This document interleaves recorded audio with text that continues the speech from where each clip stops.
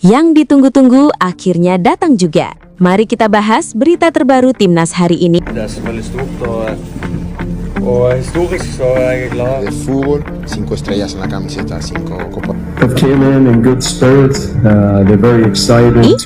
Tonton sampai akhir ya. Ini sangat menarik dibahas. Kalau naturalisasi Luke Fikri mengaku siap membawa Timnas Indonesia ke Piala Dunia 2030.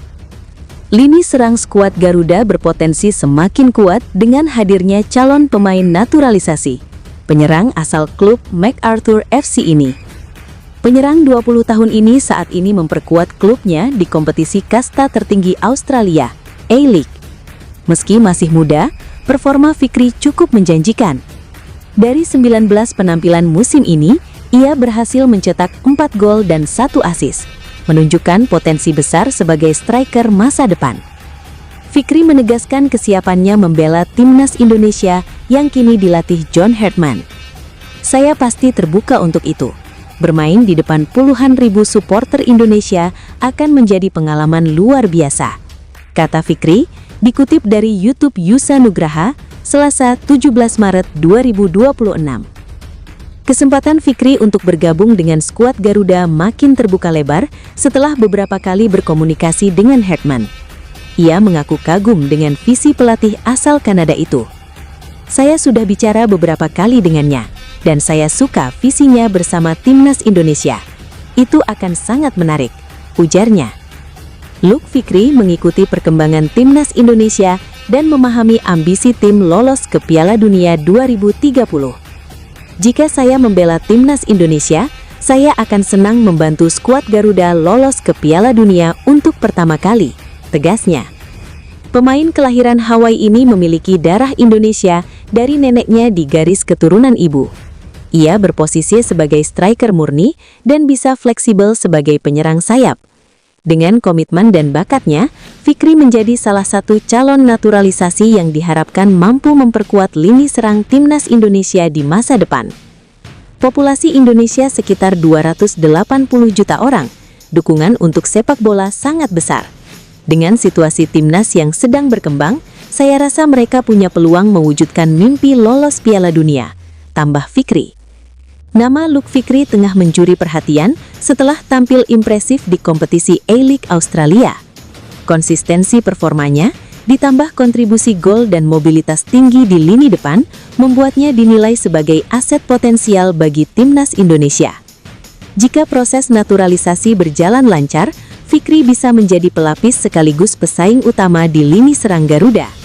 Namun sejumlah pihak menilai ia sebaiknya tetap mengasah karier di luar negeri untuk menjaga kualitas permainan dan jam terbang kompetitif. Performa Luke Fikri bersinar di lapangan. Penampilan Luke Fikri benar-benar menonjol musim ini.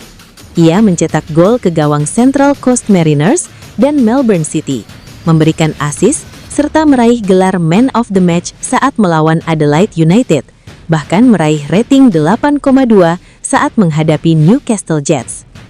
Tak hanya di liga domestik, Luke juga sudah tampil di kompetisi Asia, ACL2, menunjukkan kesiapan bermain di level internasional.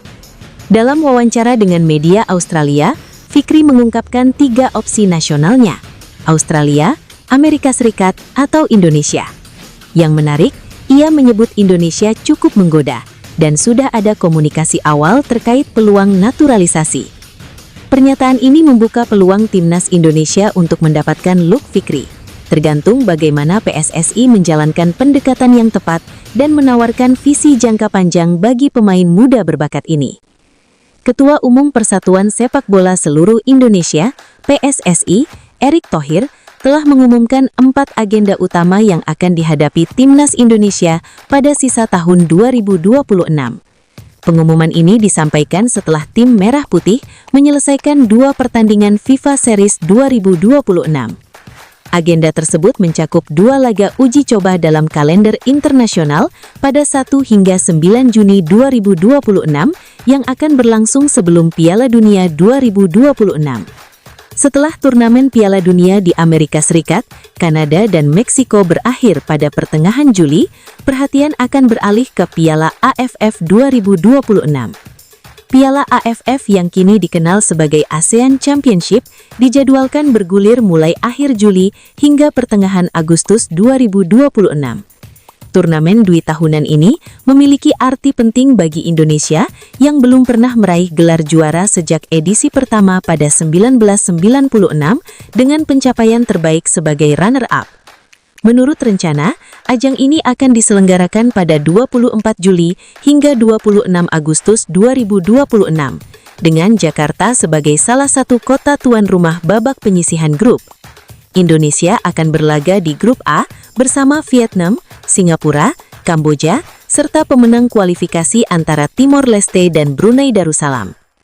Pelatih baru Timnas Indonesia, John Hartman, diharapkan dapat membawa tim meraih gelar juara Piala AFF pertama kalinya. Ada potensi besar bagi semua pemain terbaik Indonesia untuk bergabung dalam kompetisi ini, seperti dilansir dari Tempo. Setelah Piala AFF rampung, Timnas Indonesia akan berpartisipasi dalam FIFA ASEAN Cup 2026, sebuah turnamen baru yang digagas FIFA bersama pemimpin ASEAN. Ajang ini dijadwalkan berlangsung pada September hingga Oktober 2026 di tengah kompetisi domestik.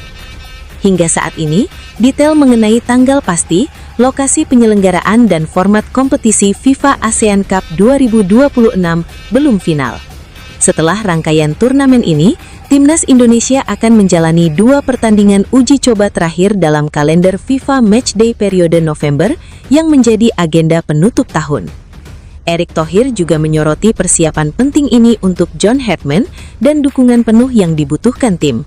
Ini persiapan dan beberapa turnamen yang akan diikuti oleh Coach John dan kita harus dukung penuh, ujar Erick di Bali.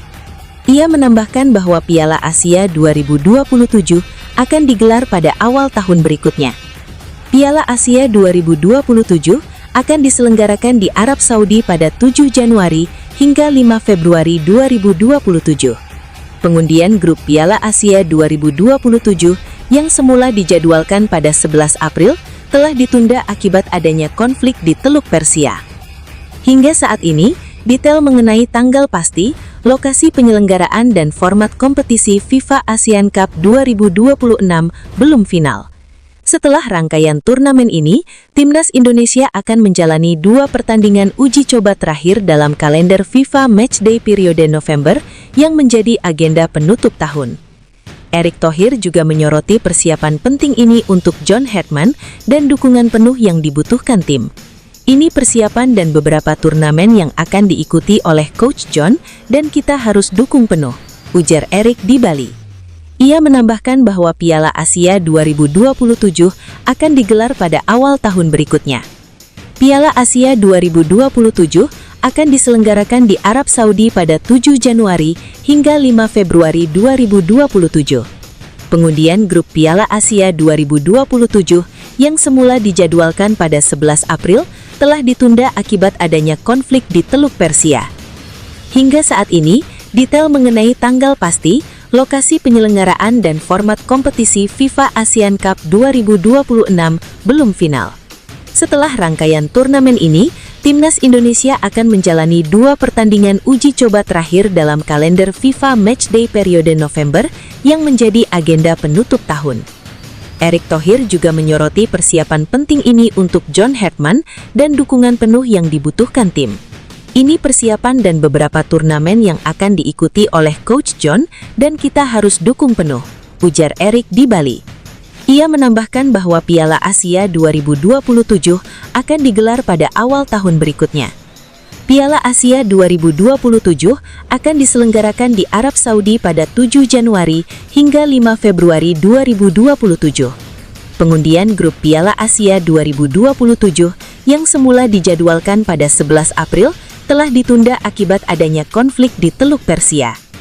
Hingga saat ini, detail mengenai tanggal pasti, lokasi penyelenggaraan dan format kompetisi FIFA ASEAN Cup 2026 belum final. Setelah rangkaian turnamen ini, Timnas Indonesia akan menjalani 2 pertandingan uji coba terakhir dalam kalender FIFA Matchday periode November yang menjadi agenda penutup tahun. Erick Thohir juga menyoroti persiapan penting ini untuk John Hartman dan dukungan penuh yang dibutuhkan tim. Ini persiapan dan beberapa turnamen yang akan diikuti oleh Coach John dan kita harus dukung penuh, ujar Erik di Bali. Ia menambahkan bahwa Piala Asia 2027 akan digelar pada awal tahun berikutnya. Piala Asia 2027 akan diselenggarakan di Arab Saudi pada 7 Januari hingga 5 Februari 2027. Pengundian grup Piala Asia 2027 yang semula dijadwalkan pada 11 April telah ditunda akibat adanya konflik di Teluk Persia. Hingga saat ini, detail mengenai tanggal pasti, lokasi penyelenggaraan dan format kompetisi FIFA ASEAN Cup 2026 belum final. Setelah rangkaian turnamen ini, Timnas Indonesia akan menjalani 2 pertandingan uji coba terakhir dalam kalender FIFA Matchday periode November yang menjadi agenda penutup tahun. Erick Thohir juga menyoroti persiapan penting ini untuk John Heckman dan dukungan penuh yang dibutuhkan tim. Ini persiapan dan beberapa turnamen yang akan diikuti oleh Coach John dan kita harus dukung penuh, ujar Erick di Bali. Ia menambahkan bahwa Piala Asia 2027 akan digelar pada awal tahun berikutnya. Piala Asia 2027 akan... Jagat media sosial baru-baru ini dihebohkan dengan kabar mengenai laga uji coba internasional yang mempertemukan Timnas Indonesia melawan raksasa Eropa, Timnas Italia. Kabar ini menyebutkan bahwa kedua tim yang sama-sama gagal melaju ke putaran final Piala Dunia 2026 tersebut akan bertanding dalam sebuah turnamen bertajuk Trofeo Cup. Informasi ini pertama kali mencuat melalui unggahan akun Instagram @midnight.football_. Dalam postingan yang menyertakan poster resmi tersebut, disebutkan bahwa pertandingan akan digelar pada periode Juni-Juli 2026 mendatang. Narasi yang dibangun pun cukup menyentuh sisi emosional penggemar, mengingat kedua negara sama-sama merasakan kepahitan gagal lolos ke turnamen paling bergengsi di dunia tersebut. Bahkan, unggahan tersebut menggunakan istilah trofeo trauma sebagai bentuk sindiran atas nasib serupa yang dialami oleh skuad Garuda dan Gli Azzurri.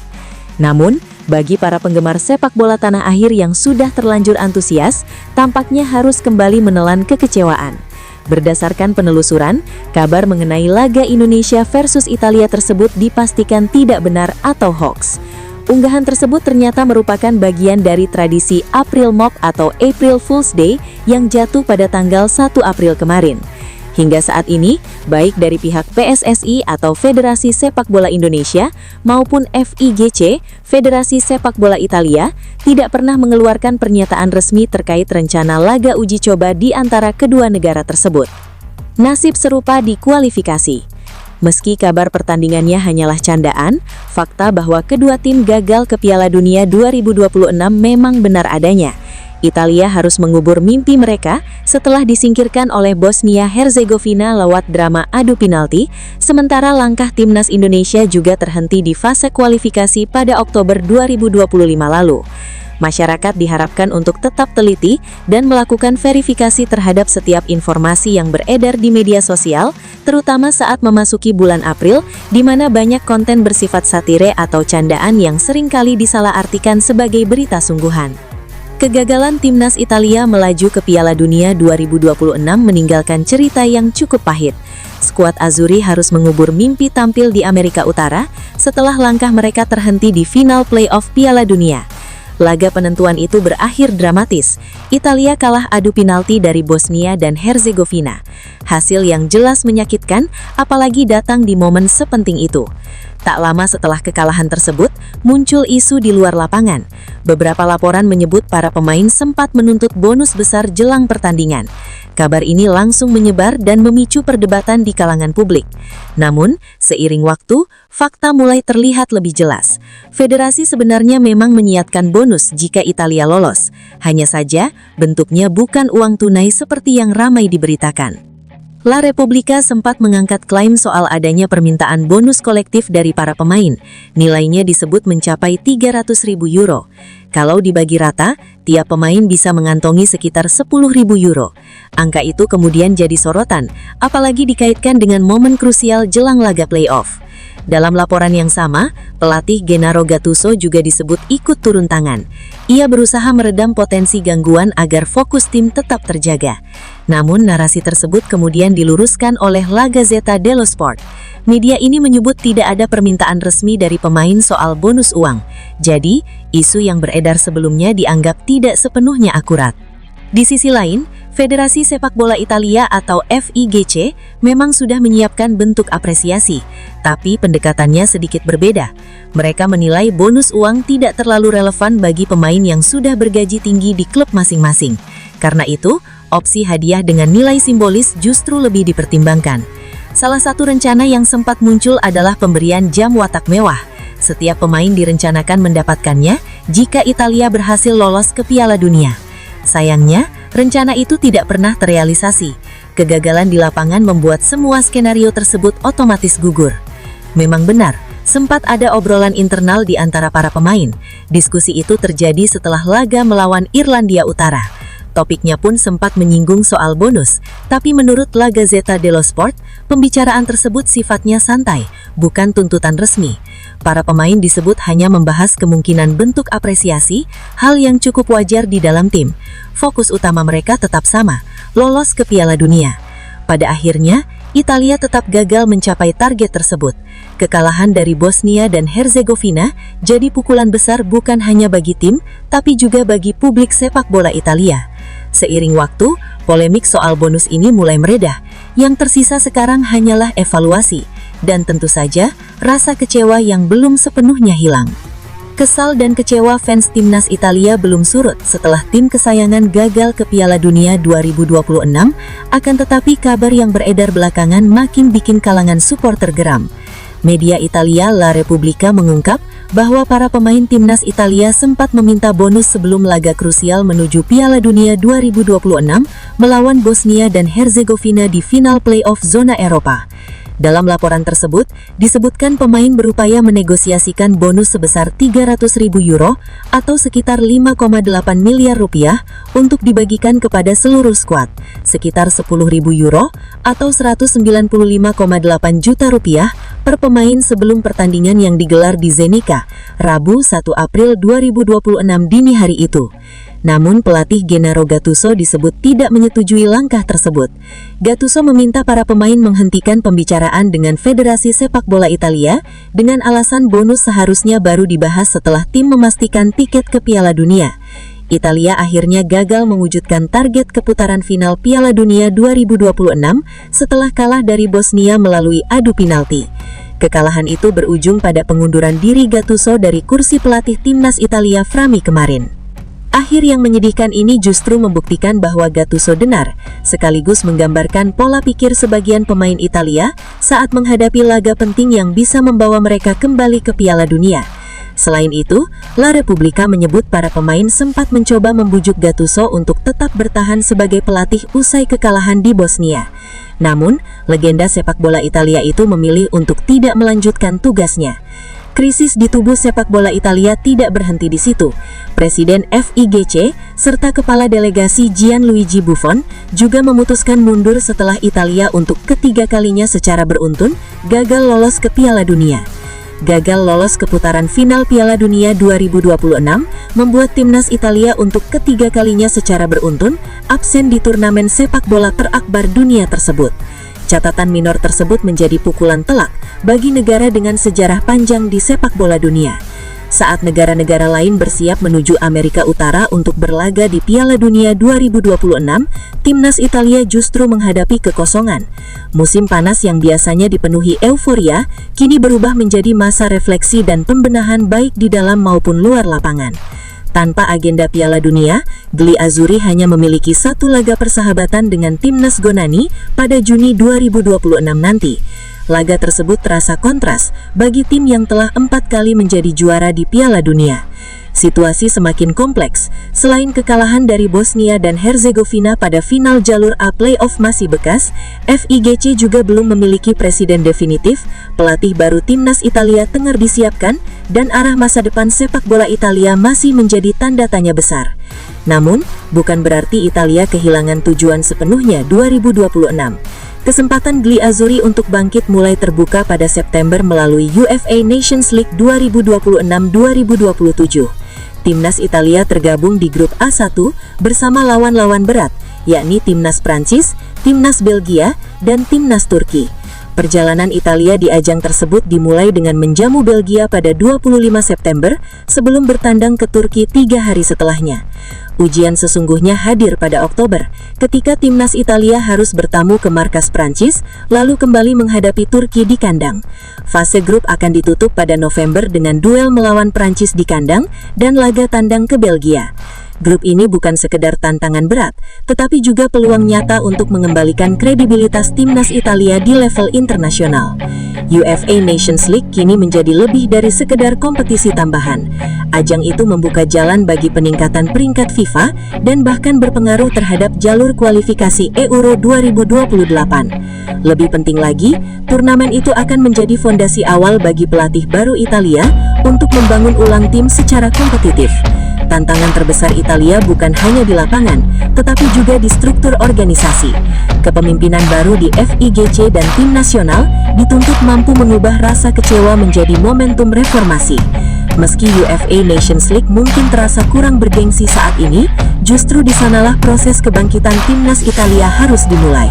Malaysia auto ketakutan. Inilah pemain naturalisasi baru timnas resmi gabung. Siapakah dia? Tonton sampai habis ya. Mari kita bahas. Ini sangat menarik. PSSI melalui Ketua Badan Tim Nasional BTN, Sumarji, menyampaikan 5 poin sikap terkait kasus yang menimpa sejumlah pemain naturalisasi timnas Indonesia di Belanda. Pernyataan ini muncul setelah isu administrasi pemain di Eredivisie. Kasus tersebut bermula dari persoalan status pemain naturalisasi dari berbagai negara di Liga Belanda. Situasi ini kemudian ramai dibahas karena melibatkan pemain yang juga memperkuat timnas Indonesia. Beberapa nama yang terdampak antara lain Justin Hubner, Dean James, Nathan Choe-Aon, dan Tim Gapens. Dampaknya, keempatnya tidak bisa berlatih dan bermain di Liga Belanda. Yang pertama, seluruh pemain keturunan yang telah membela timnas Indonesia, termasuk di situ ada Justin, Hubner, Dean James, dan Nathan Choe-Aon, yang saat sekarang ini sedang ramai diperbincangkan di media, ujar Sumarji kepada wartawan. Dan perlu kami tegaskan bahwa anak-anak kita semua telah sah menjadi warga negara Indonesia atau WNI. Dan ini tidak ada masalah menurut hukum Indonesia. Mereka sudah sah menjadi WNI, katanya menambahkan. Poin kedua yang disampaikan Sumarji berkaitan dengan latar belakang para pemain yang sebagian besar tumbuh di luar Indonesia. Ia menyatakan bahwa keputusan mereka menjadi WNI merupakan bentuk komitmen terhadap Indonesia. Yang kedua, mereka itu banyak yang lahir, besar, hidup, dan memiliki keluarga di luar Indonesia, tegas Sumarji. Jadi, dengan mereka memutuskan menjadi WNI itu sebagai bukti bahwa mereka mempunyai dan memiliki rasa kecintaan dan pengabdian yang teramat sangat luar biasa untuk bangsa dan negara yang kita cintai ini. Lanjutnya. Selanjutnya, Sumarji menghargai pengorbanan yang harus dihadapi para pemain setelah berganti kewarganegaraan. Ia menyebut adanya fasilitas tertentu yang harus dilepas oleh para pemain. Yang ketiga, perlu saya sampaikan bahwa anak-anak kita bukan hanya terbukti mau dan mampu dari kerja keras dia, tetapi mereka dalam latihan dan pertandingan di timnas Indonesia, tapi terbukti juga bahwa dengan menjadi WNI banyak fasilitas yang harus mereka lepaskan. Misalnya, keharusan memiliki izin atau visa untuk tinggal dan bekerja di negara asing. Contohnya seperti di Belanda, tuturnya. Poin keempat menyinggung soal pengorbanan para pemain yang tetap berkarir di level tinggi Eropa. Sumarji juga menyebut masih adanya kepercayaan dari klub-klub besar terhadap pemain Indonesia. Yang keempat, ini merupakan bentuk nyata pengorbanan yang diambil oleh pemain-pemain kita, anak-anak kita, tapi kami bersyukur bahwa pemain timnas Indonesia masih dipercaya mengambil peran penting di klub-klub level teratas Eropa. Kami mengambil contoh seperti Martin Paes. Meski berada di peringkat 122 FIFA dan masuk pot 4, timnas Indonesia justru membawa keuntungan tersendiri di Piala Asia 2027. Skuad Garuda kini dianggap sebagai lawan berbahaya bagi tim-tim tiar menengah Asia. Arab Saudi, Bahrain, hingga China pernah merasakan kekalahan dari Indonesia dalam laga resmi sebelumnya. Fakta itu membuat Indonesia bukan lagi lawan yang mudah, melainkan ancaman nyata di fase grup. Dengan berada di pot terbawah, timnas Indonesia akan langsung dihadapkan pada lawan-lawan berat sejak awal. Namun, justru tim-tim yang berada di pot 2 dan pot 3 lah yang merasa was-was. Pasalnya, performa skuad Garuda dalam beberapa tahun terakhir telah menunjukkan perkembangan signifikan dan sering merepotkan tim-tim yang secara ranking lebih unggul. Sebut saja Arab Saudi dan Bahrain yang pernah dikalahkan timnas Indonesia dalam putaran ketiga kualifikasi Piala Dunia 2026 lalu. Selain itu, China yang berada di pot 3 juga pernah merasakan kekalahan dari timnas Indonesia. Bahkan, Australia yang berada di pot 1 pun sempat merasakan frustasi saat menembus pertahanan Garuda di Jakarta pada kualifikasi Piala Dunia 2026. Dan, ajaibnya, Arab Saudi saat ini justru berada di pot 1 karena berstatus sebagai tuan rumah gelaran Piala Asia 2027 mendatang. Bagi negara-negara seperti Vietnam, Thailand, China, Bahrain, atau Uni Emirat Arab, satu grup dengan Indonesia berpotensi menghambat target mereka lolos ke babak 16 besar. Mereka tidak ingin mendapat beban berat sejak fase grup, karena Garuda kini bermain lebih solid sebagai sebuah tim. Di bawah arahan pelatih John Herdman, Timnas Indonesia menunjukkan kedisiplinan dan organisasi yang lebih baik. Bahkan, tim Eropa seperti Bulgaria terpaksa bermain bertahan sepanjang 90 menit saat menghadapi Garuda di FIFA Series 2026 lalu. Atas kondisi ini membuat banyak tim Tier 2 dan Tier 3 Asia lebih memilih menghindari berjumpa dengan Timnas Indonesia di fase grup. Bukan karena takut, melainkan karena mereka memilih realistis bahwa laga melawan Timnas Indonesia bukan lagi menjadi 3 poin mudah bagi mereka, namun bakal menjadi laga yang penuh perhitungan dan risiko. Media Vietnam Tien Pong bahkan mengungkapkan kekhawatirannya soal skenario The Golden Star Warriors berjumpa Timnas Indonesia di Piala Asia 2027. Menurutnya, Timnas Indonesia bakal menjadi ancaman besar karena dapat memanggil seluruh pemainnya yang bermain di luar negeri. Indonesia saat ini memang berada di peringkat 122 FIFA, tetapi hal itu tidak mencerminkan kekuatan mereka. Bunyi laporan media Vietnam tersebut dikutip pada Jumat 3 April 2026. Ketika Indonesia sepenuhnya mengumpulkan skuad pemain yang saat ini bermain di luar negeri, kekuatan mereka sangat berbeda. Lanjut laporan media Vietnam tersebut. Ya, ajang Piala Asia 2027 merupakan turnamen yang digelar dalam kalender resmi FIFA, sehingga Timnas Indonesia dapat menurunkan skuad terbaik mereka. Pemain-pemain seperti Jai Itzes, Kevin Dix, hingga Emil Audero dapat tampil di ajang tersebut. Adapun drawing Piala Asia 2027 dijadwalkan berlangsung pada 11 April 2026 di Arab Saudi, sementara pembagian pot berdasarkan ranking FIFA 1 April ini. Para pemain Timnas Indonesia seperti Dean James dan Justin Hubner diminta untuk mengajukan kembali paspor Belanda. Hal ini bisa memberikan dampak negatif kepada skuad Garuda. Justin Hubner dan Nathan Chue Aon baru selesai membela Timnas Indonesia di FIFA Series 2026. Namun, Dean James batal membela Timnas Indonesia karena masalah pribadi setelah paspornya dipermasalahkan. Laporan NAK Breda terhadap Go Ahead Eagles berujung kepada kasus yang pelik terhadap para pemain naturalisasi non-Uni Eropa. Hubner dan Nathan kini terdampak selagi tim Gaypens telah dibekukan oleh FC Emmen sejak pekan lalu. Kini, KNVB telah mengambil sikap tegas untuk melarang 25 pemain yang paspornya dipermasalahkan. 4 pemain berlabel Timnas Indonesia termasuk di antaranya. Beberapa opsi tengah dieksplor. Salah satu yang diusulkan adalah pengajuan kembali paspor Belanda, sebagaimana diterangkan jurnalis Christian Willaert di ESPN Belanda. Perwakilan yang membujuk mereka harus mengajukan paspor Belanda segera, sehingga selama 10 tahun ke depan mereka bisa bebas bepergian di Eropa dan tidak mengalami masalah dengan izin kerja, katanya. Namun demikian, hal ini bisa berdampak kepada paspor Indonesia mereka. Jika mengajukan kembali paspor Belanda, maka secara otomatis paspor Indonesia juga akan hilang. Nathan Chue Aon, Justin Hubner, Tim Gaypens, dan Dean James tak akan bisa lagi membela Timnas Indonesia jika demikian. Hal ini diterangkan oleh media Belanda, The Telegraph. Alternatif lain yang dipertimbangkan adalah agar para pemain yang terlibat mengajukan kembali kewarganegaraan Belanda. Proses ini memakan waktu 3 bulan dalam skenario tercepat. Namun sambil menunggu penyelesaian prosedur tersebut, para ahli hukum percaya bahwa para pemain dapat diberikan izin tinggal sementara yang memungkinkan mereka untuk segera melanjutkan bermain. Kerugian dari jalur ini adalah timbulnya masalah baru terkait bermain untuk tim nasional, ulas The Telegraph. Namun demikian, Willaert mengatakan bahwa ada harapan besar bagi mereka yang terdampak skandal bisa mendapatkan solusinya. Hal yang tengah dieksplor adalah agar mereka tetap bisa bermain untuk tim nasional masing-masing tanpa harus mengikuti aturan pemain non-Uni Eropa.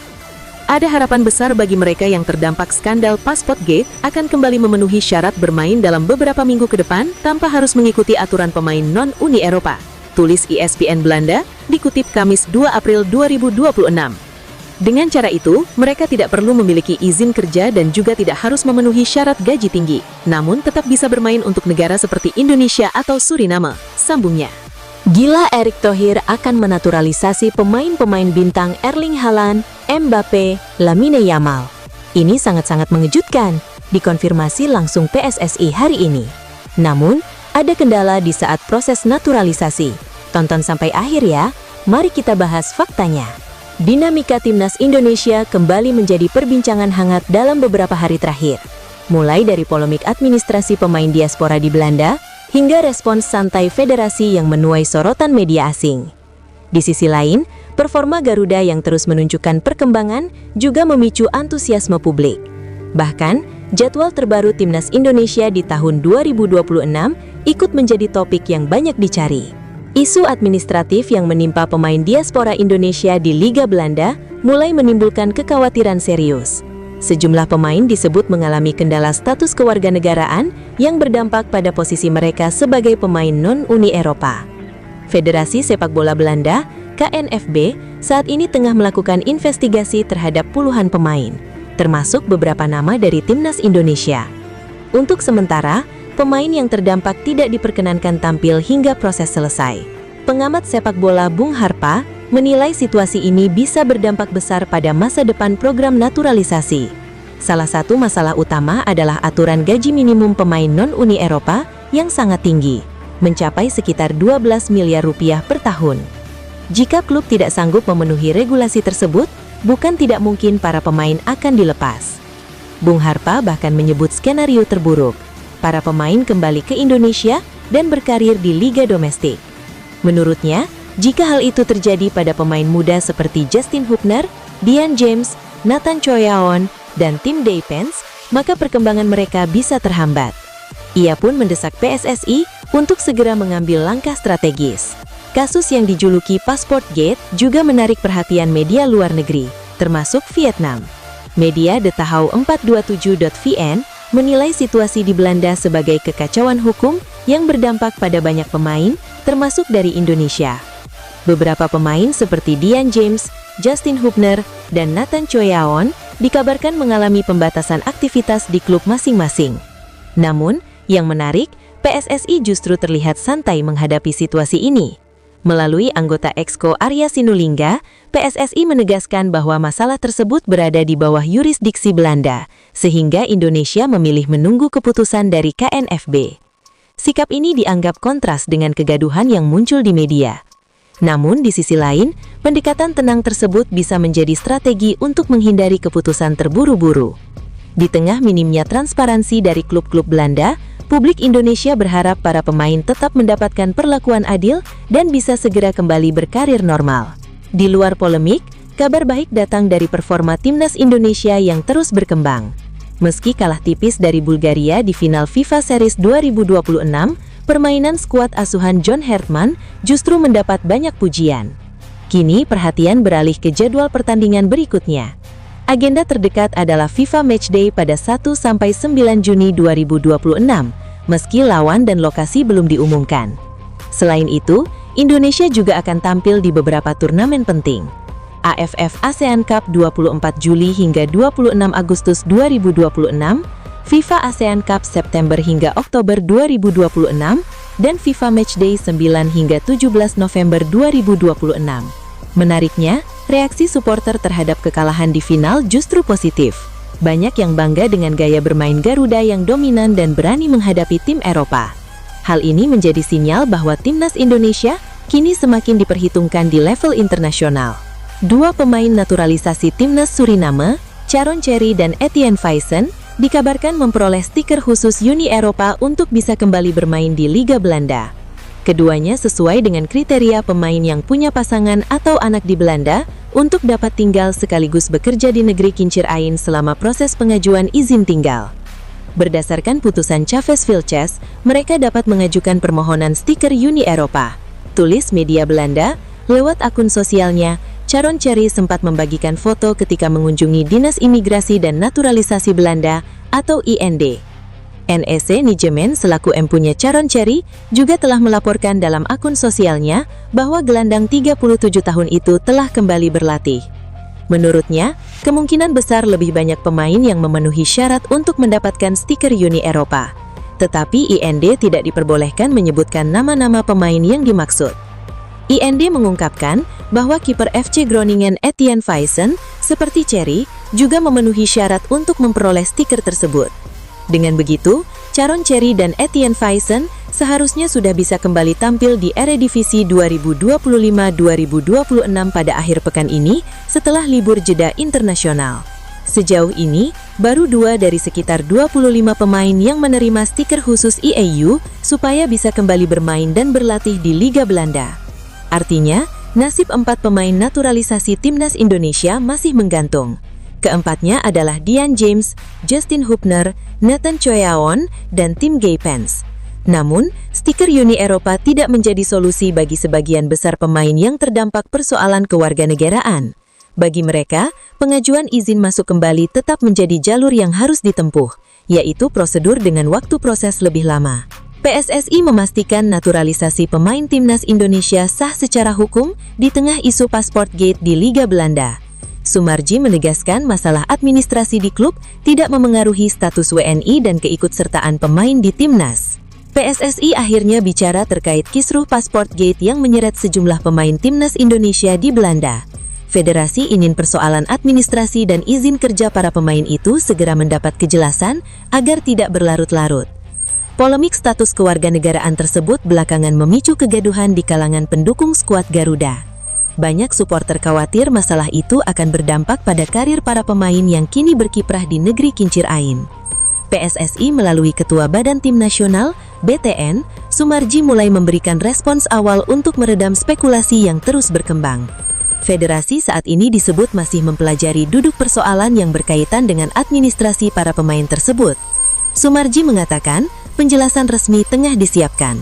Ya, nanti akan saya rilis pernyataan resmi PSSI soal ini, ujar Sumarji. Singkat, sejauh ini, ada 4 pemain timnas Indonesia yang dilaporkan terdampak investigasi Dinas Imigrasi dan Naturalisasi Belanda atau IND di Belanda. Mereka adalah Dian James dari Go Ahead Eagles, Justin Hubner dari Fortuna Sittard, Nathan Choyaon dari Willem II, dan Tim Gaypens dari FC Emmen. Keempat nama itu disebut masuk dalam daftar 25 pesepak bola profesional yang dinilai bermasalah dalam urusan izin kerja sejak Rabu lalu.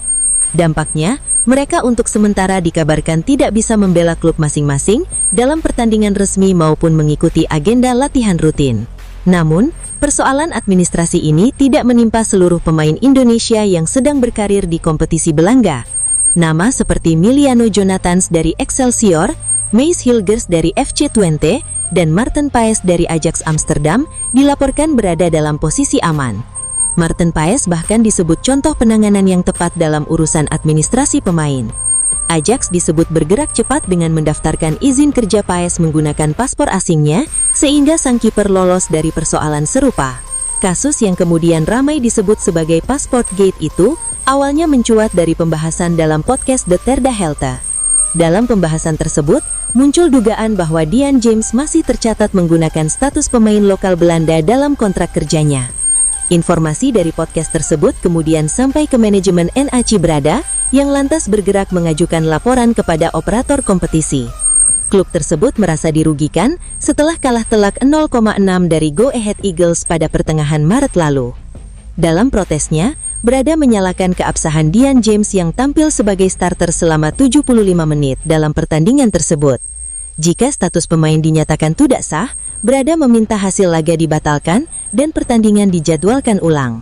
Langkah yang diambil NA Cibrada ternyata memicu reaksi serupa dari klub Divisi 2 Top Os.